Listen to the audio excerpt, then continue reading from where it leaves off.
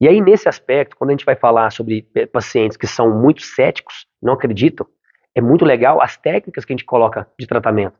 Porque aí dentro de uma técnica, você começa, por exemplo, fazendo um relaxamento, entrando na pessoa, fazendo ela se permitir entrar naquele momento. Quando ela já se permitiu, você está ali no inconsciente e você dá informação, não tem como, a pessoa pode ser cética, que você consegue mudar o sentir biológico. E esse sentir biológico é o mais fantástico. Não adianta eu virar para você e falar assim, sei lá, seu marido te traiu e você perdoou o seu marido. E conscientemente você perdoa. Não, eu perdoei, eu entendi. Foi assim, assim, assado. Também foi culpa minha, vamos dizer assim, que se existe um culpado, né? Mas vamos supor que tivesse. Fala assim, foi culpa minha, por isso que ele fez isso e tudo mais. Você perdoou de fato, psicologicamente. Mas fisicamente você tem o mesmo sintoma que é como se você não tivesse perdoado. Então aí eu tenho que analisar biologicamente. Não me interessa o que você me fala, o que o seu cliente te fala. Interessa o que o corpo dele está manifestando fisicamente ou a nível comportamental.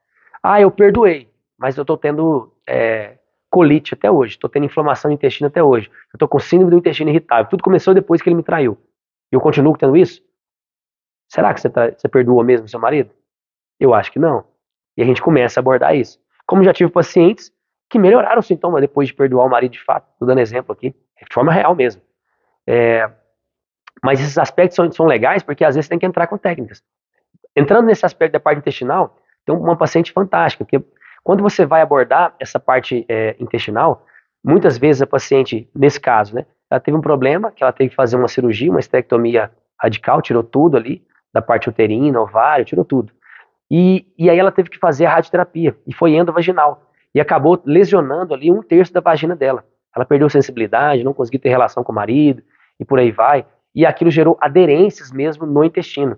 Ela teve processos que o intestino dela, porque a radioterapia é uma queimadura de 3º grau, então ela teve aderências ali na parte interna. E aquilo acabou dificultando um pouquinho a alimentação dela de um modo geral. Só que não foi suficiente para causar sintomas. Mas ela acreditava que aquilo era suficiente. Quando ela viu no exame que tinha as aderências, e o médico falou que aquilo era o problema, que ela tinha que cauterizar ali, soltar, descolar e tal, aquilo era o problema. E aí ela veio a mim. A gente fez 3 sessões. 3 sessões para liberar toda essa parte de tensões viscerais. Como eu sou osteopata, a gente realizou técnicas manuais para liberar isso. E ela melhorou. Ela ficou uns 3, 4 meses ótima. Só que ela não comia glúten, lactose, nada. Só que qual que é o grande problema disso? Muitas vezes quando você não se alimenta, e a gente sempre tem essa conotação, né? Você passa por um estresse, a gente sempre fala assim, foi o que eu comi. Sei lá, fui fazer uma caminhada e meu pé começou a doer. É o tênis. É o lugar que era duro demais. Você foi praticar um esporte e fala assim, eu acho que foi aquela trombada que eu levei. E aí você agora para de jogar futebol, para de jogar beach tênis, para de fazer sua atividade física, para de comer glúten, para de comer lactose.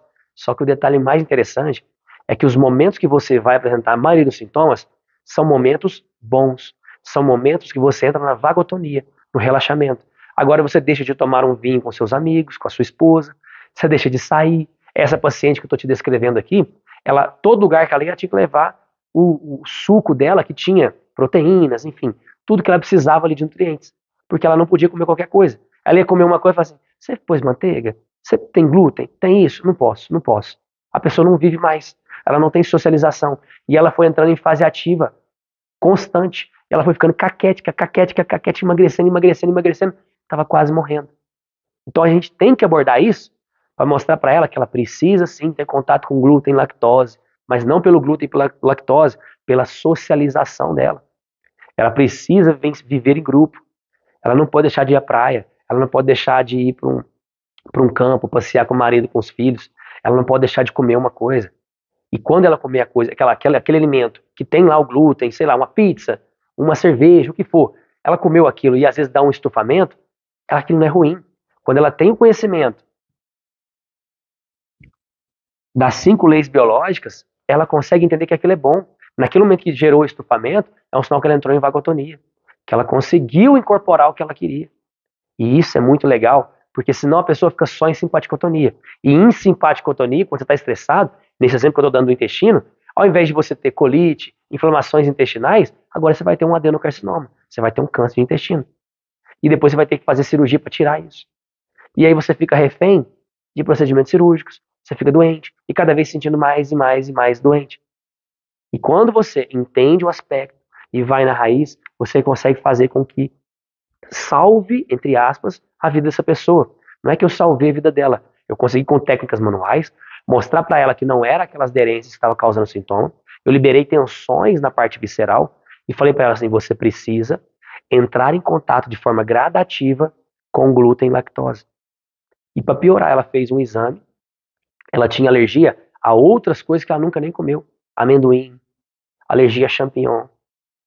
E a glúten, por incrível que pareça, ela não tinha.